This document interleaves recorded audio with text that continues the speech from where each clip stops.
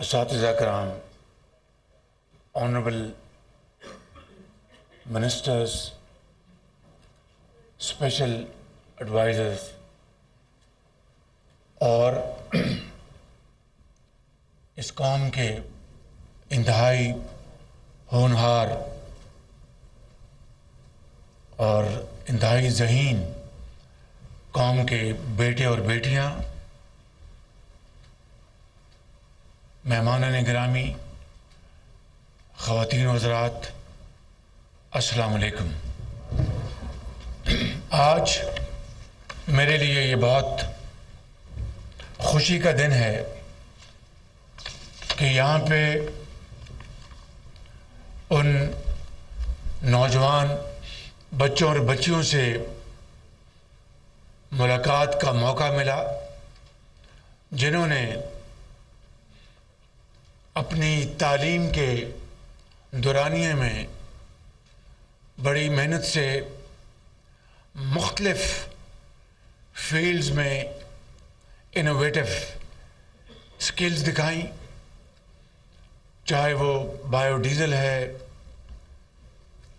چاہے وہ I T sector ہے، موٹر بائک ہے، یا شاہراہوں پر جو ٹریفک لائٹس ہیں ان کے حوالے سے، اور بے شمار دوسرے شعبوں میں جو آپ نے الحمدللہ جو اپنی آؤٹ اسٹینڈنگ پرفارمنس دکھائی ہے، میں آپ کو اور آپ کے والدین کو اور آپ کے اساتذہ کو دل کی گہرائیوں سے مبارکباد پیش کرتا ہوں کہ جن کی وجہ سے آج پوری قوم آپ پہ فخر کرتی ہے۔ بات 10 لاکھ روپے کے انوویشن ایوارڈ کی نہیں ہے، بات آپ کی قابلیت کی ہے، اور یہ 10 لاکھ روپے آج کے زمانے میں جب بہت انفلیشن ہے تو اس کی جو ویلیو ہے وہ ماضی کے مقابلے میں کم ہے، لیکن میرا یہ ایمان ہے کہ آپ کی محنت کے نتیجے میں، آپ کی قابلیت کے نتیجے میں جب آپ عملی میدان میں آئیں گے، اور ابھی ایک بچے نے مجھے بتایا کہ ہم آلریڈی انٹرنیشنل مارکیٹ میں ہم اپنے جو پروڈکٹس جو ہیں ان کو ہم ایکسپورٹ کر رہے ہیں، اور بہت مجھے اچھا لگا جب وہ بچہ بڑی اعتماد کے ساتھ یہ بات کر رہا تھا۔ اسی طریقے سے اور ہمارے ان بیٹوں بیٹیوں نے جو پاکستان کے مختلف علاقوں سے ان کا تعلق ہے، تو میں کہنا یہ چاہتا ہوں کہ پاکستان کا مستقبل جو ہے وہ آپ کے بہت ہونہار ہاتھوں میں وہ انشاءاللہ محفوظ ہے انشاءاللہ تعالیٰ۔ اس کے لیے ہمیں آپ کے اوپر انویسٹمنٹ کرنی ہوگی، اور بے پناہ انویسٹمنٹ کرنی ہوگی، جس کے لیے آپ حقدار ہیں، آپ کا یہ حق ہے، اور وہی قومیں آگے ترقی کرتی ہیں جن کی نوجوان نسل ان کے ہاتھوں میں ایک ہنر ہوتا ہے، جو کہ کسی بھی شعبے میں ان کے ہاتھ میں ڈگری ہوتی ہے، چاہے وہ آئی ٹی ہے، چاہے وہ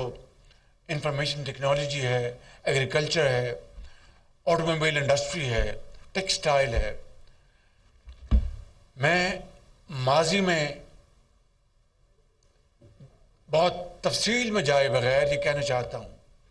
کہ جب میں خادم پنجاب تھا تو ہم نے ایک پروگرام کا آغاز کیا، اور وہ تھا پنجاب سکلز ڈیولپمنٹ کمپنی۔ یہ پروگرام اس زمانے میں وہ ادارہ ڈیفٹ کہلاتا تھا، آج وہ انٹرنیشنل ڈیولپمنٹ پروگرام کسی اور نام سے ہے برطانیہ میں، اور پنجاب حکومت یہ 50% شیئر ہولڈر تھی، اور یہ جو بلینز آف روپیز جو ہم نے وہاں پر اسپینڈ کیے وہ برک اینڈ مارٹر میں نہیں تھے، بلڈنگیں نہیں بنائیں، مشینری نہیں خریدی، اساتذہ کو وہاں پر نہیں لے کے آئے، کیونکہ بلڈنگ بنانا، مشینری خریدنا اس میں وقت لگتا ہے، اور اس میں اور بھی حکومتیں وہ انڈسٹری نہیں لگاتی. حکومتیں انڈسٹری لگانے کے لیے ایک کیٹلسٹ کا رول ادا کرتی ہیں، زراعت کو بڑھانے کے لیے فیسلٹیٹ کرتی ہیں، وہ ماحول پیدا کرتی ہیں اور اس کے لیے وہ وسائل مہیا کرتی ہیں. تو میں یہ عرض کر رہا تھا کہ وہ ہم نے پنجاب جو اسکل ڈیولپمنٹ کمپنی بنائی، it was not about brick and mortar. وہ ہم نے نوجوان بچوں اور بچیوں کے اوپر ہم نے انویسٹمنٹ کی، اور یہ جنوبی پنجاب سے پروگرام شروع ہوا. ہم نے کیا کیا کہ پاکستان کی پک آف دا پک کمپنیوں کو ہم نے سلیکٹ کیا، چاہے وہ ٹیکسٹائل میں، چاہے وہ ہوٹلئرنگ میں ہے، چاہے وہ آٹو موبائل انڈسٹری میں ہے، یا وہ سلائی کڑھائی میں ہے، یا آئی ٹی میں ہے. ان کو ہم نے پک کیا اور فی اسٹوڈنٹ 10,000 روپے ان کو ہم نے دیا، اور انہوں نے ان کو ٹرین کیا. نہ بلڈنگیں تھیں، نہ مشینری منگوانا پڑی، نہ کوئی کسٹمز میں کوئی پرابلم ہوا، نہ کوئی کرپشن ہوئی. ڈائریکٹ ہم ان کمپنیز کو ہم نے ہائر کیا، اور انہوں نے ہزاروں بچوں اور بچیوں کو ہم نے ان کو ٹرین کیا. اس کے بعد آپ جانتے ہیں کہ لیپ ٹاپس پنجاب میں بھی ہم نے لاکھوں لیپ ٹاپس ہائی اچیورز کو ٹوٹلی ان میرٹ. میں کہہ سکتا ہوں بلا خوف تردید کہ ایک بھی کسی کو بغیر میرٹ کے لیپ ٹاپ نہیں ملا، اور یہ پورے پاکستان میں لاکھوں لیپ ٹاپس تقسیم کیے گئے. چاہے وہ صوبہ پنجاب تھا، ہر صوبے کا ہم نے کوٹا رکھا، اور گلگت بلتستان اور کشمیر میں بھی. اور وہ لیپ ٹاپس جس کے حوالے سے بہت الزامات لگائے گئے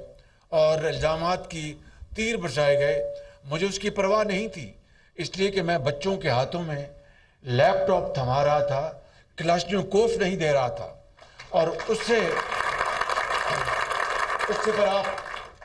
سے پر آپ جانتے ہیں کہ کووڈ کا زمانہ آیا، تو کووڈ کے زمانے میں انہی لیپ ٹاپس نے ان بچوں کو تعلیم کا سلسلہ جاری رکھنے کا موقع مہیا کیا. انہی لیپ ٹاپس نے ان کو سیلف امپلائمنٹ دی، اور انہی لیپ ٹاپس نے ان کی جو ایجوکیشن تھی اس میں تعطل نہ پیدا کیا. اور آج پھر میاں نواز شریف نے اپنے دور میں فیڈرل گورنمنٹ میں لیپ ٹاپس تقسیم کیے. میں سمجھتا ہوں کہ میرا اگر بس چلے تو اس قوم کے ہر ہونہار بچے کے ہاتھ میں لیپ ٹاپ ہونا چاہیے، تاکہ وہ اعلیٰ تعلیم اور بہترین آرٹیکلز اور کتابیں ڈاؤن لوڈ کر کے پڑھ سکے، اور بتائے کہ چین پاکستان کا کس طرح بہترین دوست بنا، اور بتائے کہ کس طرح سعودی عربیہ اور یو اے ای اور قطر پاکستان کے بہت قابل اعتبار دوست ہیں. اور آج میں یہ بات کہنا چاہتا ہوں کہ جبکہ پاکستان کو آج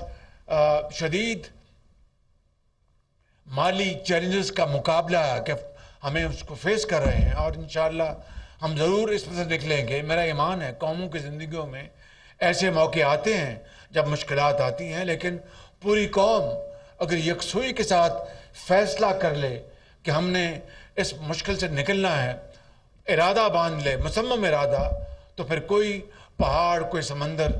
کوئی راستے میں رکاوٹ نہیں رہتی. یہ میرا ایمان ہے. اور آپ بھی آج جو بچے بیٹھے ہیں، یہی قوم کو آپ نے بتایا کہ مشکل ترین حالات میں آپ نے کتنی شاندار آپ نے ترقی کی ہے، اور اپنے ہاتھوں کو بڑا ہنرمند بنایا ہے. تو میں کہنا ہی چاہتا ہوں کہ اس وقت بھی چین پاکستان کا بھرپور ساتھ دے رہا ہے. آپ نے خبر پرسوں دیکھی ہوگی کہ چائنا نے $1 ارب اور پاکستان کو دے دیا، اسٹیٹ بینک میں آ گیا. میں یہ نہیں چاہوں گا، نہ آپ کو یہ کہہ رہا ہوں کہ ہمیں قرضے اور لونز ہمیں لینے چاہیے۔ آج قرضوں کی بھرمار جو 75 سال میں مختلف ادوار میں جو پاکستان کے اوپر آج ایک بہت بڑا بوجھ ہے، بہت بڑا بوجھ ہے۔ قومیں وہی آگے بڑھتی ہیں جو قرضے لے کر ان قرضوں کا بہت پروڈکٹیو استعمال کرتی ہیں، فائدہ حاصل کرتی ہیں، منافع کماتی ہیں اور پھر قرضوں کو ہوتی ہیں اور بے پناہ وہ اپنے اندر ریزروز اور کیش جنریٹ کرتی ہیں۔ وہ تبھی ہوتا ہے کہ ہنر ہو، قابلیت ہو، محنت ہو، امانت ہو اور دیانت ہو۔ میں سمجھتا ہوں کہ آج اس مجلس میں میں یہی پیغام دینا چاہتا ہوں کہ ہمیں قرضوں سے جان چھڑانی چاہیے، اور وہ دوست جو پاکستان کے بہت قابل اعتبار دوست ہیں، برے وقت میں انہوں نے ہمیں ہمیشہ پاکستان کا ساتھ دیا، وہ بھی کہتے تو نہیں لیکن آپ چہروں سے جان سکتے ہیں کہ وہ کہتے ہیں کہ آپ نے کب تک قرضے لینے ہیں، آپ یہ قرضے لے کر آپ ان کو استعمال کریں، آپ اپنا ریسورسز جنریٹ کریں۔ اللہ نے آپ کو پہاڑ، بڑے بڑے منرلز، مائنز دی ہیں، اور آپ کو زمین میں آپ کو لوہا دیا ہے، بے شمار آپ کے پاس نیچرل ریسورسز ہیں، آپ ہائیڈل پاور جنریٹ کر سکتے ہیں، آپ شمسی توانائی جنریٹ کر سکتے ہیں۔ مجھے لوگ کہتے ہیں کہ بھائی تمہارا پنجاب میں دور جو تھا وہ تو بڑا آگے بڑھ رہا تھا نواز شریف کی لیڈرشپ میں، یہاں پر ایک سال میں کیا کیا؟ اگر میں اس کی داستان لے کے بیٹھ جاؤں ایک سال کی تو شاید رات ہو جائے گی، لیکن جو مسائل مشکلات ہیں اور جو مین میڈ جو کرائسس پیدا کیے گئے ان کی میں تفصیل بتاؤں تو آپ کے رونگٹے کھڑے ہو جائیں گے، لیکن اس میں جانے کی ضرورت نہیں ہے۔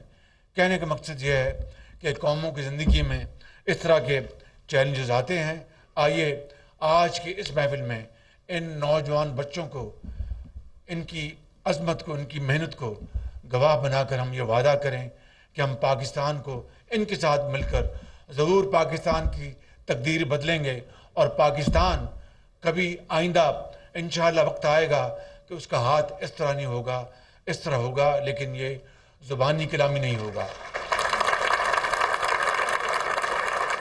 یہ